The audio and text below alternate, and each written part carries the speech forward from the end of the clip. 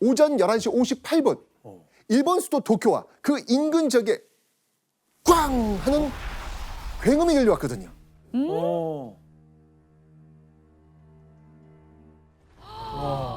와. 그냥 남은 게 없는데요? 그냥 폭삭 다 내려앉았다고 보시면 돼요. 네, 바로 일본 역사상 최악의 대재앙이라 불리는 관동 대지진이 일어난 겁니다. 와. 지진이 일어나고 약 2시간이 지난 오후 2시경 일본 전역에 계엄령이 선포됩니다. 9月2日午後6時を期して戒厳令を発令する。 그런데 일본 관동 지역의 경찰서에 금세 이런 소문이 들리기 시작을 합니다. 조선인이 폭도가 되어 방화를 하고 있다. 자, 그러니까 조선인이 지금 폭도가 돼서 방화를 하고 있다는 이 가짜 뉴스가 퍼진 거예요. 또 조선인이 도쿄시의 전멸을 기도하면서 폭탄을 막 투척하고 독약을 사용해서 살해를 기도하고 있다. 이런 소문까지 퍼집니다. 말이 안 되네. 근데 소문이 이렇게 들리고 얼마 지나지 않아서 일본 경찰청에서 각지 경찰서의 묘한 느낌의 전문을 이렇게 보냅니다. 제향군인회원, 소방수, 청년단원 등과 협력해서 조선인들을 경계하고 일단 유사시에는 신속히 적당한 방법을 강구할 것.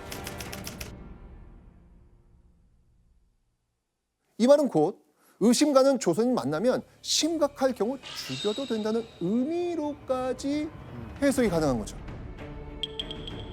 자, 그런데 대체 왜 조선인은 관동 대지진 이후 무차별 학살에 표적이 되는 것일까요?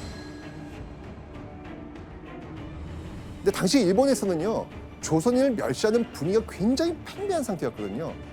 게다가 1차 세계대전이 끝나고 난 직후부터 전쟁 특수가 사라지면서 일본 경제가 불황에 빠집니다.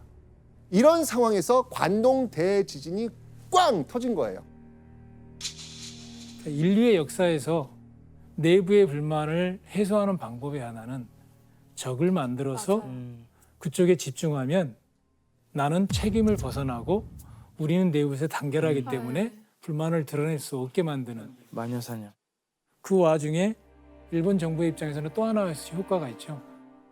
그동안에 눈에 걸리적거렸던 사람들 조선인들을 잡아들이는 중요한 명분인 거죠. 자, 그리고 이때요, 누구보다 이 행동력에 맞춰서 발빠르게 움직인 사람들이 있었어요. 바로 일본의 자경단. 자경단은요, 치안 유지를 위해 모인 민간 단체를 말합니다. 자경단은요, 손에 몽둥이, 칼, 죽창을 들고요, 도시를 배회합니다. 그리고 조선인이라고 생각되는 사람과 눈이 딱 마주치면 얘들을 붙잡고 이렇게 말하죠. 15円50銭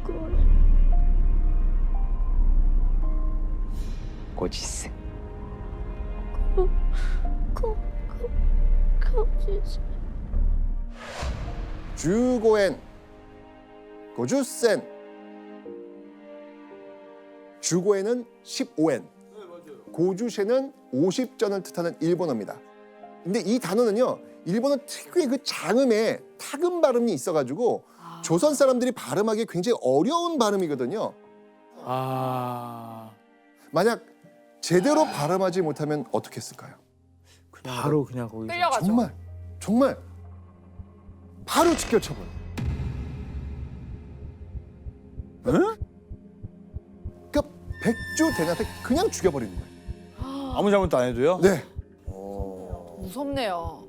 얼마나 많은 조선인들이 학살당했는지 거리 곳곳에 조선인들의 시신이 널려 있을 정도였습니다. 심지어 어떤 곳에서는요, 조선인들을 줄로 묶어가지고 한 번에 물에 빠뜨려 죽이기도 했습니다. 강둑에서 지켜보고 있는 사람들 있죠. 대부분 일본의 자경단입니다. 심지어는요, 만상의 여자를 태아와 함께 아휴. 살해하기까지 합니다. 자, 이렇게 자경단에 의해서 끔찍하게 살해된 조선인 과연 몇 명이 됐을까요? 엄청났을 것 같은데. 독립신문의 그 보도에 따르면요, 확인된 조선인 사망자 수만 6,661명입니다. 와. 그런데 관동 대지진 이후 조선인 학살을 목격한 한 외국인의 증언에 따르면요, 조선인 피해자 수가 15,000여 명이었다라고 이야기합니다. 이 말은 곧 정확히 얼마나 많은 조선인이 학살당했는지 정확히 알 수 없다는 거죠. 한편 이런 상황 속에서 박열, 무사할 수 있었을까요? 관동 대지진이 일어나고 이틀 뒤 1923년 9월 3일 갑자기 들이닥친 일본 경찰들에게 박열은 긴급 체포되고 맙니다. 자, 그렇다면 이때 일제 경찰이 박열을 체포하기 위해 내세운 이유는 뭐였을까요? 바로 일정한 주거 혹은 생산 없이 각지를 배회하는 자임으로 체포한다. 그러니까 주거지가 불확실하고 제대로 된 직장도 없으니까 체포한다는 겁니다. 그냥 말도 안 되는 거를 네. 가져다가 체포하는 거네요. 자, 그렇게 박열은요, 일본 도쿄의 한 경찰서에 갇히게 됩니다. 그리고 박열과 함께 체포된 사람이 또 있었습니다. 후미코. 후미코. 맞습니다. 바로 박열과 동거하고 있었던 후미코. 그런데 박열과 후미코가 체포되고 얼마 지나지 않아서 일본 신문에서 충격적인 보도가 흘러나옵니다. 수도에서 대관 암살을 기도한 불령선인의 비밀 결사 대검거. 대관, 그러니까 천황의 아들을 암살하려 한 불량한 조선인 비밀 결사를 검거했다는 겁니다. 그리고 신문에 보도된 이 암살 시도의 주인공은 바로 박열이었습니다.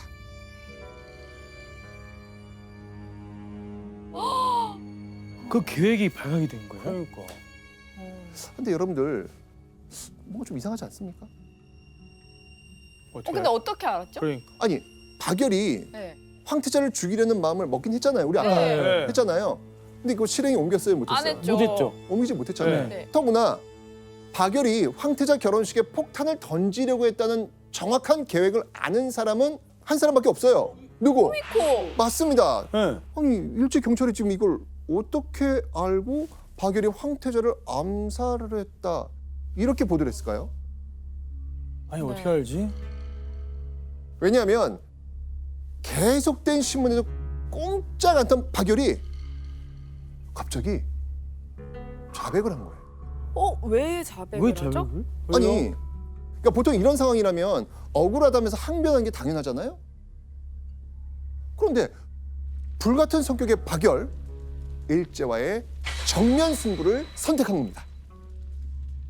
근데 아무것도 안 하고 정면 승부를 하는 근데- 거는 되게 어떻게 보면 정말 말도 안 되는 거잖아요. 계란으로 바위치기 같은 느낌인데 아까 그 시 썼다는 그 개새끼 시 마지막에 보면 나도 뭐 주인의 오줌을 누겠다 그 말처럼 그 행동이 이게 아닌가. 정확히 그럴 수 있습니다. 아니 교수님, 아니 박열을 왜 시도하지도 못한 그 계획을 자백을 한 거예요? 박열이 이제 죄도 없이 일단 체포가 됐잖아요. 그런데 나중에 보니 자꾸 자기가 죄가 뒤집어 씌워지는 걸 보니 내가 이거 이대로 당하면 안 되겠다. 그러면 이 법정 자체를 항일운동의 한 공간으로 활용해야겠다. 슬기롭게 대처한 거죠. 벼랑 끝에 선 박열. 박열은 그 상황에서도 일제를 뒤흔들기 위해 내가 황태자 결혼식에 폭탄 던지려 했어 라고 폭탄 선언을 한 겁니다. 승부사. 그렇죠. 네. 박열의 폭탄 선언 이후에 이제 박열은요, 단순한 범죄자가 아닙니다.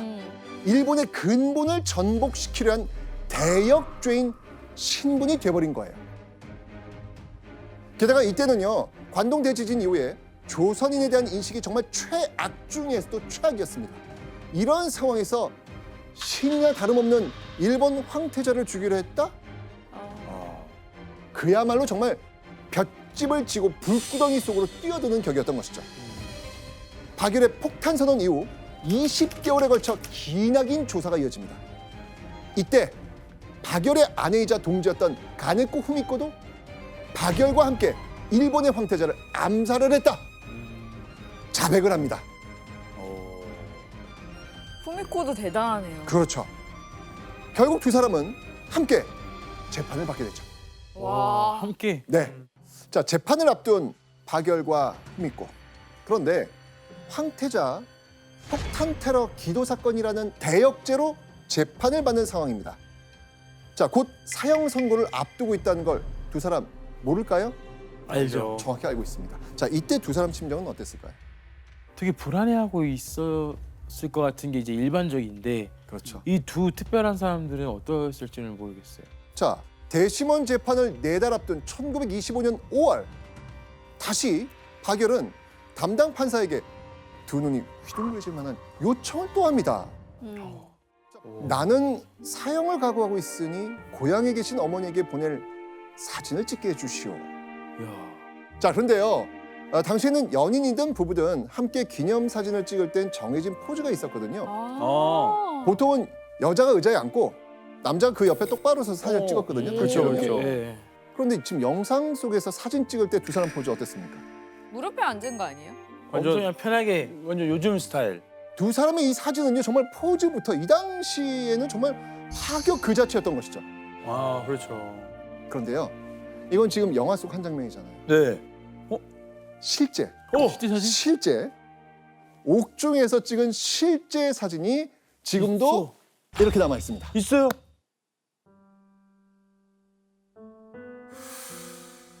우와, 야. 똑같아. 오, 소름. 오, 완전. 너무 똑같다.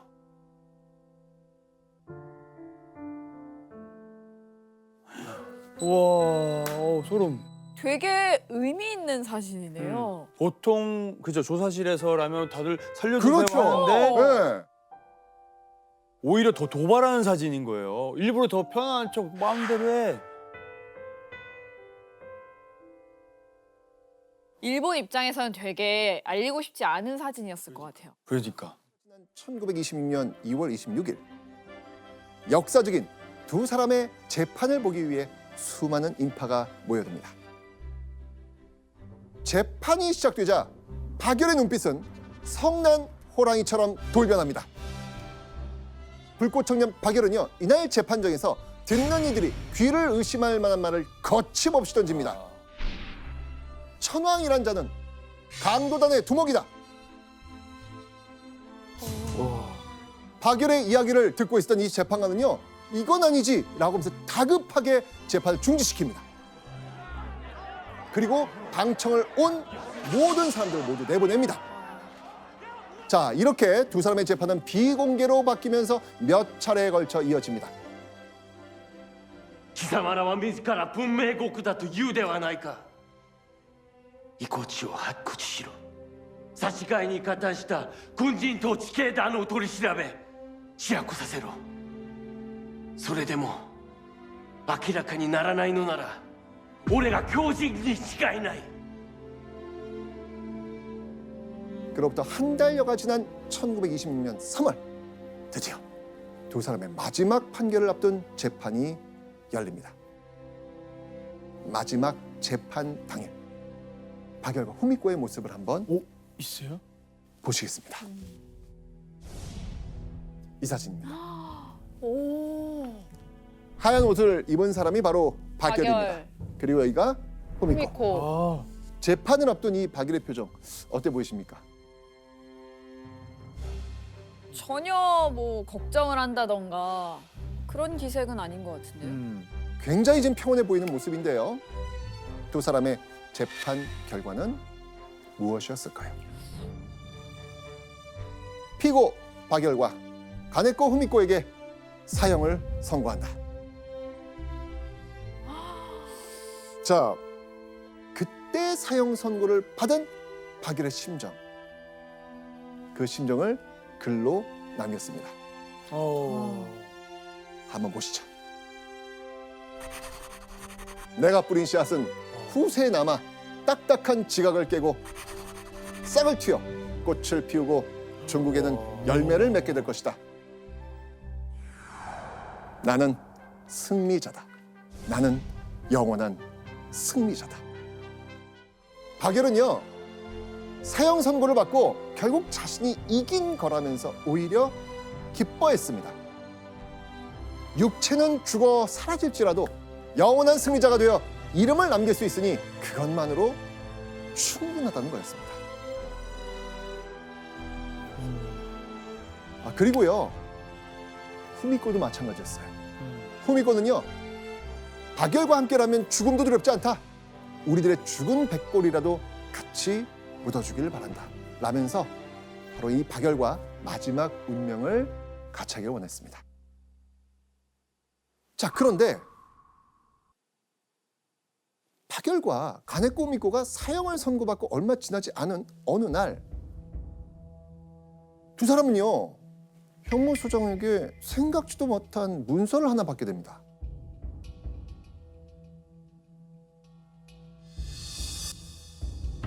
천황의 이름으로 사형수 박열과 가네코 후미코를 무기징역으로 감형한다.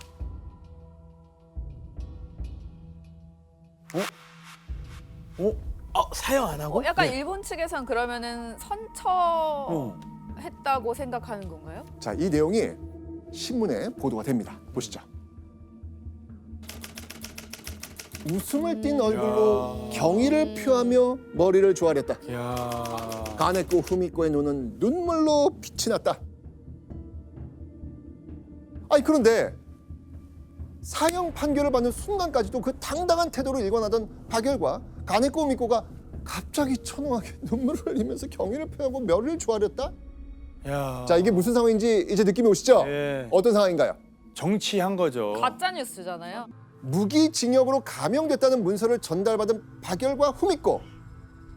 차오르는 분노를 참지 못한 가네코 후미코는요, 그 자리에서 천황의 이름이 담긴 문서를 갈기갈기 찢어버립니다. 그렇죠. 그러니까요. 일본 재판부는 박열 부부에게 몰린 시선을 외면할 수 없었죠. 그래서 두 사람의 형을 감형해 주면서 일본 제국의 그리고 일본 천황의 이미지를 관리한 거예요. 에이, 진짜. 그러니까 거짓 선전을 통해서 일본 제국에 위신을 세우려고 했던 겁니다. 또 박열 부부가 역사적인 영웅으로 남을까 봐 걱정한 거였죠. 아. 결국 무기징역으로 감형된 두 사람은요, 각각 다른 형무소로 이송이 됩니다. 이대로 떨어지면 다시는 보지 못할 거란 생각에 박열 부부는 헤어지는 마지막 순간까지도 그 애틋한 마음을 감출 수 없었다고 하죠. 그런데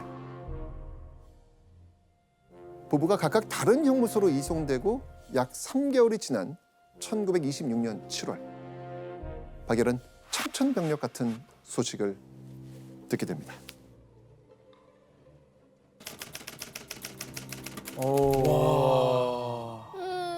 대역범 박열의 애인 복역중 옥중에서 자살. 박열의 아내 후미코가 형무소 안에서 스스로 목숨을 끊었다는 겁니다. 믿었던 동지이자 아내였던 후미코가 죽었다는 소식을 전해들은 박열. 미심쩍은 점들이 너무도 많았지만 그러니까요. 진실을 확인할 방법은 없죠. 없었습니다. 박열은 분노와 슬픔에 사로잡혀 식음을 전폐합니다. 그런데 이대로 박열이 죽는 것을 일제는 가만히 두고만 봤을까요? 안 돼요. 박열 살려야죠. 빨리 밥 먹여야 돼요. 형무소 간수는요, 박열에게 강제로 음식을 먹입니다. 네. 결국 박열은 사형을 감형받은 그날처럼 강제로 살아갈 수밖에 없었겠죠. 이후에도 박열은요, 형무소 안에서 일본 정부의 끊임없는 협박과 회유를 견뎌야 했습니다. 박열은 그저 지옥 같은 하루하루를 버티며 살아내야만 했습니다. 그렇게 시간이 흘러 1945년 10월 27일 마침내 형무소 밖으로 한 남자가 모습을 드러냅니다. 바로 홋카이도 변방의 아키타 형무소에 갇혔던 박열이었습니다. 와. 박열이 형무소에 갇혀 보내야만 했던 시간은 무려 22년. 아니 근데 너무 오래 있어. 광복 직후에 많은 독립운동가들이 풀려났지만 일제는요 대역죄인이란 이유로 박열은 쉽게 석방해주지 않았습니다. 하지만 2달여간 많은 사람들의 끊임없는 청원으로 박열 역시 겨우 풀려날 수 있었던 것이죠. 그 박열이 형무소를 나옵니다. 자, 그런데 형무소를 나온 눈앞에 정말 박열의 눈앞에 믿을 수 없는 광경이 펼쳐집니다. 제발 후미코 살아있으면 좋겠어요. 22년 만에 추록하는 박열을 보기 위해 형무소 근처의 아키타역 광장에 무려 15,000여 명의 사람들이 모여든 겁니다. 당시 박열이 어떤 사람이었는지를 또 한번 확인해주는 그런 사진이었고, 박열이 아마 이 놀라운 광경을 보고 아마 나 잘 살았다 라는 그런 생각을 하지 않았을까라는 생각이 듭니다. 교수님, 박열은 또 오랫동안 22년 동안 형무소에 있었잖아요. 근데 그걸 어떻게 나온다는 거를 알고 어떻게 저 많은 사람들이 기다려주고 한 거예요? 지금까지 우리가 쭉 봐왔지만 그는 재판에서 이렇게 당당한 말과 태도를 취한 사람이 그동안에 대한민국에 어떤 독립운동가가 있었냐. 박열만큼 영웅적으로 행동한 사람이 없어요. 우선 하나가. 두 번째는 1930년대에 일본 공산당의 최고 지도자들도 감옥에서 다 전향서를 써요. 박열은 견뎠어요. 이게 중요해요. 그렇네요. 그러니까 변절하지 않고 일본이 나에게 회유를 할 때 내가 견뎌냈다라는 점을 높이 쳐야 됩니다. 사람들이 그거를 존경해 준 거죠. 진짜. 사실 박열이 일제의 입맛에 맞는 말 한두 마디를 하거나 또 조금만 협조했어도 어쩌면 더 빨리 세상에 나왔을 수도 있었겠죠. 하지만 박열은 일제의 핍박을 꿋꿋하게 견디면서 자신의 신념을 지켰죠. 에이오 한국으로 돌아온 박열은요, 백범 김구와 함께 나라 재건에 필요한 일도 했죠. 우리 윤봉길 의사 유해를 일본 땅에서 직접 찾아온 인물이 누군지 아세요? 박열? 박열? 맞습니다. 박열입니다. 그러니까 지금 효창공원에 324 묘역이 있는데 그 324 묘역이 갖춰지는데 굉장히 큰 역할을 하신 분이 박열 선생님. 자, 그런데요, 박열에게는요 이 긴 옥살이보다 더 고통스러운 세월이 기다리고 있었습니다. 박열이 고국에 돌아오고 약 1년 뒤 1950년 6월 25일 한반도에서 6.25 전쟁이 터지고 만 겁니다.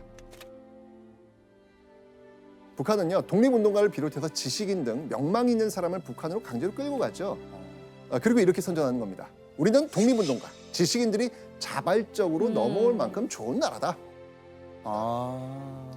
결국 일본의 형무소에서 22년여의 세월을 보낸 박열은요, 이번엔 서울을 점령한 인민군에 의해 납치되어서 북한으로 끌려가야 했습니다.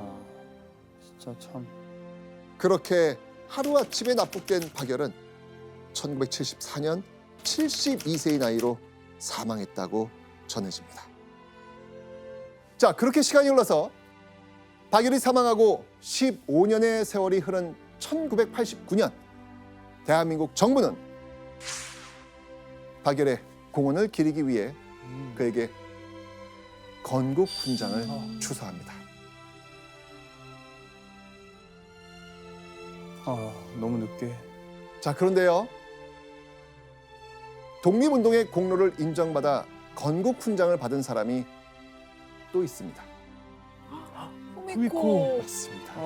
맞습니다. 재판정에 나란히 서 일본에 저항했던 부부가 함께 건국 훈장을 받은 겁니다.